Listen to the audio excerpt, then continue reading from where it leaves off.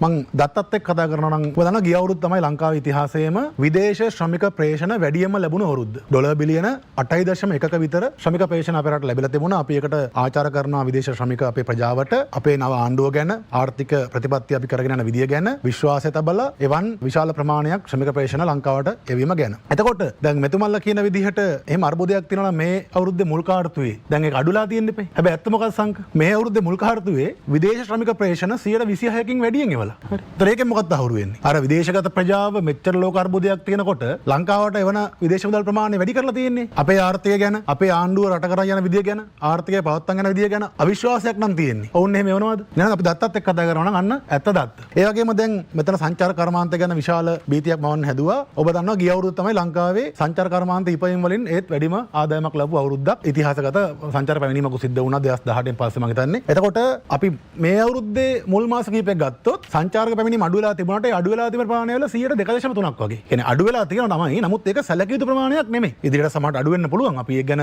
සහතිකවම කියන්න බෑ. ලෝකේ තත්ත්වයත් එක්ක තීරණය වෙන්නේ. මොකද සංචාරක වෙන්නේ පිටරටින්නේ. ඒතකොට අර අඩු වෙලා තිබුණාට ඒක 2.3ක වගේ යම් සුළු ප්‍රමාණයක් තමයි අඩු වෙලා තිබෙන්නේ. ඒක පැත්තකින් සංචාරක පැමිණීම් තත්ත්වය. ඊළඟට අපේ මේ ආනයන වියදමේ වැඩිම සම්බන්ධයෙන් ගත්තොත් ඔව් ලෝකේ යුද්ධමය තත්ත්ව නිසා ඉන්ධන ආනයන කිරීමේ මිල පිරිවැය වැඩිලා තියෙනවා. ඒකත් එක්ක අපේ ආනයන වියදම තුළ තිබෙන ඉන්ධන ආනයන වියදම 75කින් විතර ඉහළ ගිහින් තියෙනවා. ඒක අපිට වළක්වන්න බෑනේ. ඒක අපිට පාලනය කරන්න පුළුවන් දෙයක් නෙමෙයි. අපි සහ මේ දකුණු ආසියාවේ බොහොමයක් රටවල් ඉන්ධන ආනයනය මත යැපෙන රටවල්. ඒතර මේ ඉන්ධන ආනයනය මත යැපෙන රටවල් වලට මේ ඉන්ධන මිල ඉහළ යාමේ බලපෑම නවත්ත ගන්න හරි අමාරුයි. විශේෂයෙන්ම අපි වගේ අර දැවැන්ත ආර්ථික අර්බුදයකින් පස්සේ ඉතිහාසයේ තිබිච්ච දරුණුතම ආර්ථික අර්බුදයට මුහුණ දීලා යලි නැගිටිමින් ඉන්න ආර්ථිකයකට ඒ වලට කොහොමත්ම ඒ මිල පාලනය කරගන්න වැඩිහත් වෙන්න අමාරුයි. හැබැයි දැන් මේකේ වෙන්න පුළුවන් බලපෑම මොකක්ද? අපිට රටට ලැබෙන ඩොලර් ප්‍රමාණය, විදේශ විනිමය ප්‍රමාණය අඩු වෙලා මේ ආනයන වියදම වැඩි වෙච්ච නිසා අපේ රටෙන් එළියට යන ඩොලර් ප්‍රමාණය වැඩි වෙලා අපේ විනිමය අනුපාතය අප්‍රමාණය වෙන්න පුළුවන්. දැන් ඔබ වැඩසටහන ආරම්භ කරනකොට පදක් කර ඒක. හැබැයි ඔබ දන්නවද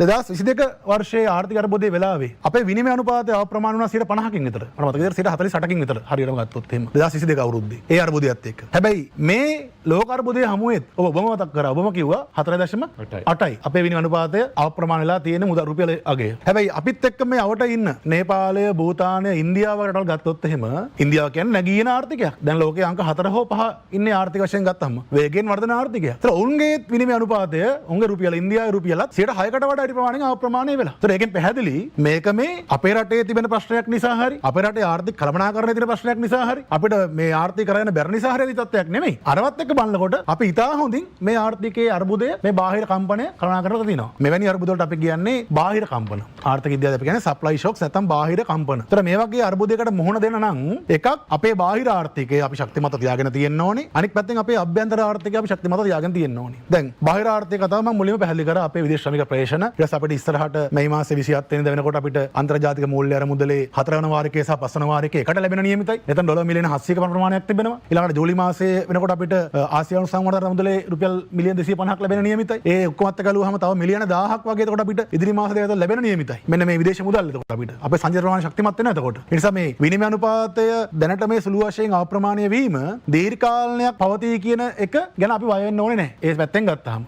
අනෙක් පැත්තෙන් මෙවැනි බාහිර කම්පනයකට මුහුණ දීමේදී අපිට අනිවාර්යයෙන්ම අපේ අභ්‍යන්තර ආර්ථිකයේ ශක්තිමත්භාවය සහ ඔරොත්තු දීමේ හැකියාව අනිවාර්යයෙන්ම තියෙන්න ඕනේ. එහෙනම් එතනදී අපි කොතනද ඉන්නේ? ඔබ දන්නවා ගිය අවුරුද්දේ අවසානයේ අපි සනිටුහන් කරේ මෙරට ඉතිහාසයේ වැඩිම රාජ්‍ය මූල්‍ය ආදායම උපයපු අවුරුදු විදියට. අර්බුදයේ කාලේ රජයේ ආදායම 108ට බැහැලා තිබුණේ. දල්ද නිෂ්පාදිත ප්‍රතිශතයක් විදියට. හැබැයි අපි 25 අවුරුද්ද අවසන් කරේ 16.6ක මට්ටමට රාජ්‍ය ආදායම ගෙනල්ලා. 25 අවුරුද්ද ඉවරනකොට රුපියල් බිලියන 1000කට වඩා වැඩි ප්‍රමාණයක් රජයේ මුදල්, රජයේ බැංකු ගිණුම් වල සල්ලි ඉතුරුලා තිබුණා. ඒ නිසා තමයි අපිට අර දිට්වා වගේ ව්‍යසනයක් ආපු වෙලාවේ බිලියන 550ක් එළියට දාලා ආර්ථිකයට මුද හැරලා මේ අර දිට්වා ආපදාවෙන් පස්සේ ආර්ථිකය තියෙන ගියපු අර්බුදකාරී වාතාවරණය සමනය කරගන්න පුළුවන් වුණේ. යම් මුදල් ප්‍රමාණයක්, විශාල මුදල් ප්‍රමාණයක් අපිට අපේ රජයේ මුදල් ලෙස එළියට දාන්න පුළුවන් වෙච්ච නිසා. ඒ වගේම දැන් මේ ආර්ථික අර්බුදය ඇවිල්ලා තෙල් මිල වැඩි වෙනකොට එහි බර, එහි පීඩාව ජනතාව මත සම්පූර්ණයෙන් පටවන්නේ නැතුව අපි ඉන ආර්ථිකය අපි ඉන තත්ත්වයක් හඳුනගෙන අපිට දරන්න පුළුවන් මට්ටමක් තේරුම් අරගෙන ගොවියගේ පෝරසනාධාරය 30000 දක්වා වැඩි කරා. අපිම තමයි අපි එනකොට 15000 තිබුණේ. ඒක 25000 කරෙත් අපි දැන් මේක 30000 දක්වා වැඩි කරලා තියෙනවා. අපි ඒකට අවුරුදු එකහමාරක් ඇතුළත පෝරසනාධාරය දෙගුණ වෙලා තියෙනවා. දීවරයන්ගේ ඉන්ධන සනාධාරය ගත්තොත් එහෙම දැන් ලබා දීලා තිබෙච්ච සනාධාරයට අමතරව මේ අර්බුදයට විශේෂයෙන් එක් දින දීවරයන්ටත් බොහෝ දින දීවරයන්ටත් ඉන්ධන සනාධාරයක් අමතරව දීලා තියෙනවා. තියෙනවා. හරි. ඒතර මේ තෙල් මිල සම්බන්ධයෙන් ගත්තත් තෙල් මිල වැඩිීමේ සම්පූර්ණ බර ජනතාවට පටවන්නේ නැතුව ඒකත් රජයේ අර තිබිච්ච සංචිත වලින් යම් මුදල් ප්‍රමාණයක් දරලා ඒ බරත් යම් ආකාරයකට ජනතාවට පටවන එක නවත්තලා තිබෙනවා. අපි දන්නවා යම් ආකාරයක මිල වැඩිවීමක් තිබෙනවා. ජනතාවට ඒකෙන් යම් පීඩනයක් තියෙනවා. අපි ඒක පිළිගන්නවා. අපි ඒක යන සංවේදී ආණ්ඩුවක්. හැබැයි මේ අපි ඉතිහාසයේ දැවැන්තම අර්බුදයෙන් නැගින්න ගමන් ඉන්නේ. මෙවැනි තත්ත්වයකදී ජනතාවගේ පැත්තේ ඉන්න ආණ්ඩුවක් විදියට ජනතාවාදී ආණ්ඩුවක් විදියට ජනතාවට දෙන්න පුළුවන් උපරිම සහනය උපරිම වාසිය ප්‍රතිලාභය ජනතාවට දෙන බවට අපි සාතික වෙලා තියෙනවා.